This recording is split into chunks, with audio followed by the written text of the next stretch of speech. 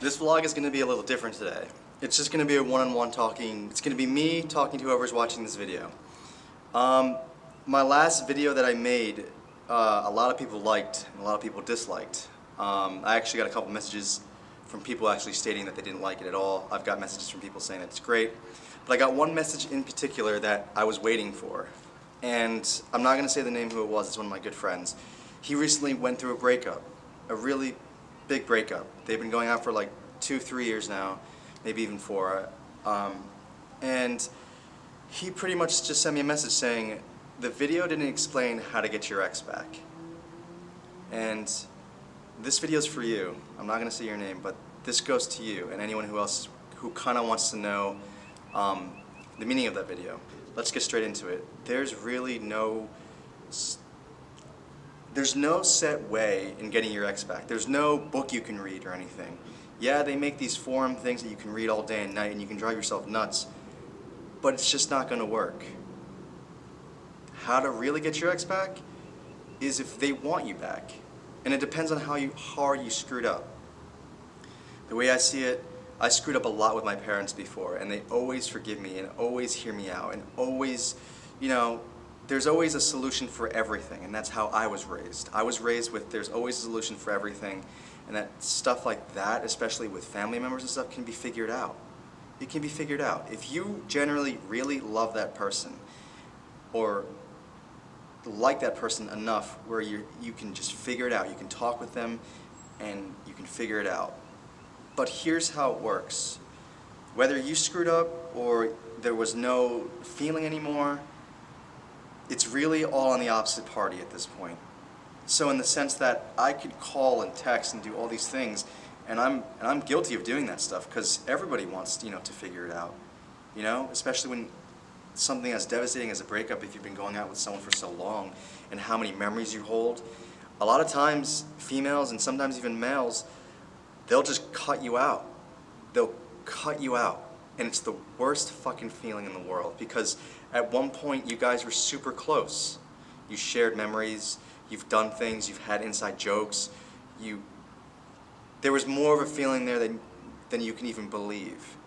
And for someone to shut you out and to act like you don't exist and to act like those memories don't mean anything I think that's the worst feeling, because it's this essential part.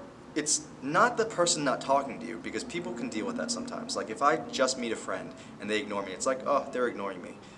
But it's the fact that you had such a strong bond at one point and that opposite party has said things to you, has imprinted things in your mind that are permanently there, and they say things sometimes like, we can always make it work, or I'll always hear you out on certain, you know, aspects of things that are going on. And it's like those things that they told you don't mean anything. I think that's why it hurts the most, because you want to make it work and you want to try again, but they just wipe you out of existence. And for my friend, I know what that feels like. It's the worst feeling in the world. So my answer to you is how to get your ex back. It's really all on them. You can send text messages, you can do whatever you want and try to get them back, because you might watch this video and say, Adam, that's bullshit. I'm gonna get them back. And that's a great mindset to have. Please, like, if this advice isn't working or if you don't believe in this advice, then by all means, do what you need to do and try to get them back. And sometimes it does work. Sometimes it really does. Tell me, princess, now when did you last let your heart decide?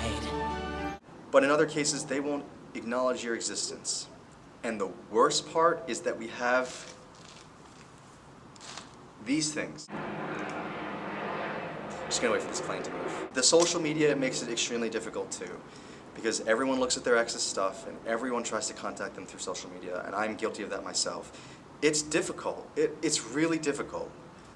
You don't want to really delete them because on some cases they might take that the wrong way, but you just don't want to look at their Instagram anymore. It's really hard to, because you can't look at their stuff. Even if they're looking at your things, you can't look at that. And it's hard because it's like right in your face. You can't not look at it. Everyone has these cell phones nowadays. There's a ton of planes coming through here, so I'm going to try to speak a little louder. I'm going to give you another tip on how to try to get through the breakup. It's not going to get your ex back, but it's going to make the ride a lot smoother. And you need to keep yourself busy and occupied. Extremely busy, because your ex is not thinking about you. Your ex doesn't care anymore. And no one wants to hear that. No one wants to hear that at all. But your ex, during whatever time it is, they don't care about you anymore. They don't. They'll look at your things just to see what you're up to, but they really don't care. The only time they would care is if they picked up the phone and gave you a call and just gave you some kind of feedback. That's the way I work. I don't know how everybody else works, but humans like interaction no matter what. And especially during a breakup, you want to prove to them that you can do it again. You want to prove to them that you can make things right. You take Casey Neistat, for instance. Him and his girlfriend have broken up a ton of times, and they just made it work. Because they had, I don't know his personal life at all, but their connection must be so strong that they just want to make it work. And look at The Notebook. I mean, they're constantly fighting all the time. And they just make it work because they feel that connection.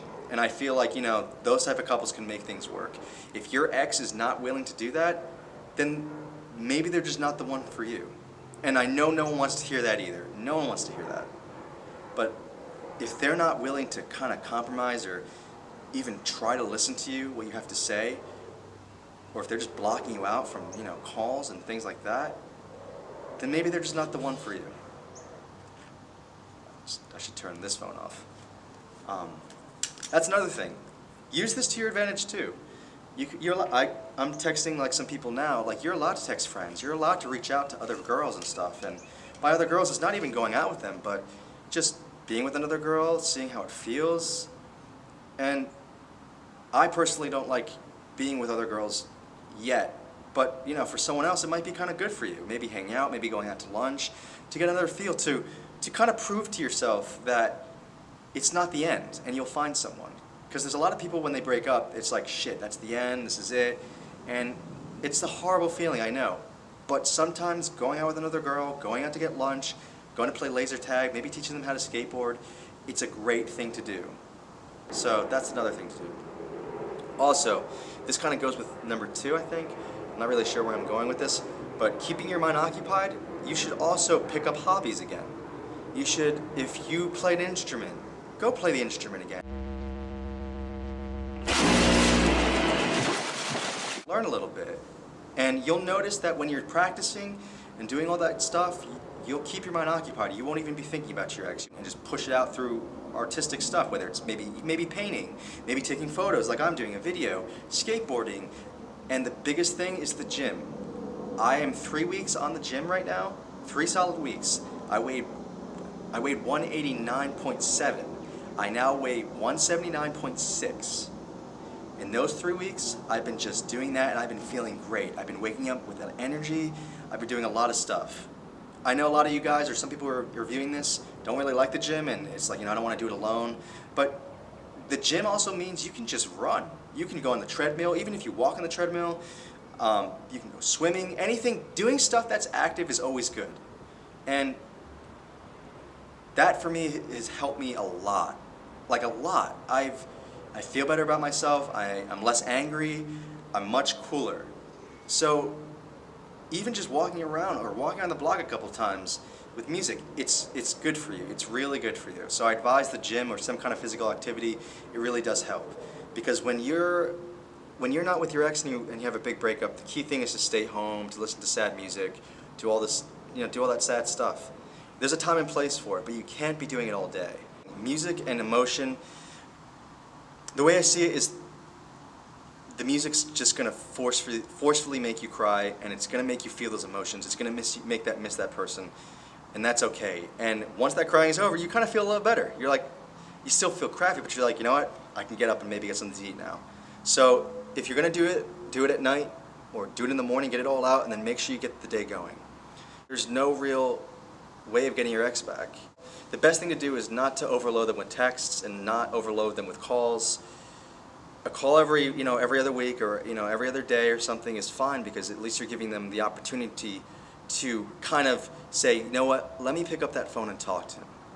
If they're not picking up the phone and not talking to you, then you know they don't like you and they don't care about you anymore. And that's fine, that's fine.